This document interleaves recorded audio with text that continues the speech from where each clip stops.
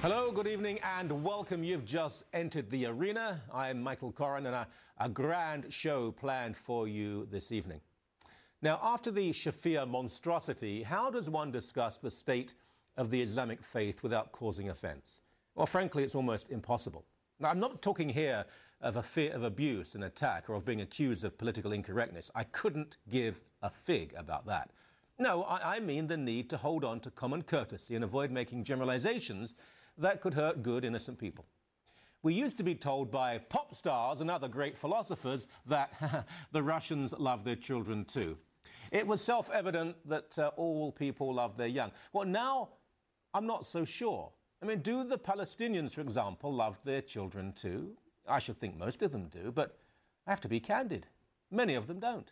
Nobody who loves his or her child will send that little being out as a suicide bomber. Nobody who loves their children will line them up in front of enemy tanks. The natural instinct of a loving parent is to hide the children.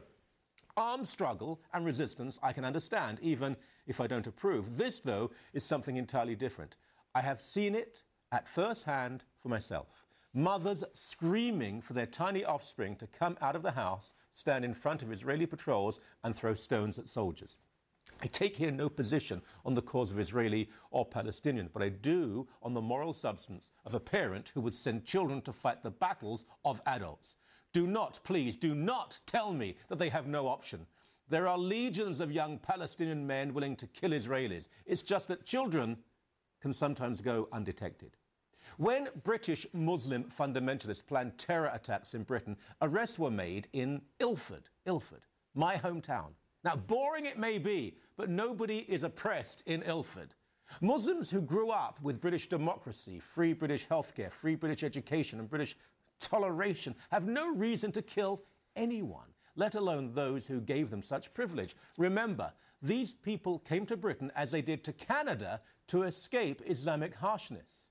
It is the pluralistic openness and decency of Europe and North America that has allowed so many Muslim immigrants. How ironic and how tragic that a minority of those people hate that very pluralism and decency and want to slaughter women and children in the name of their God and their cause.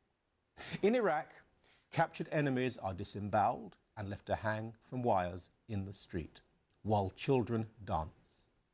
German bomber pilots, their planes shot down, would parachute into London after destroying entire towns during the Second World War. Almost without exception, they were treated properly as prisoners of war.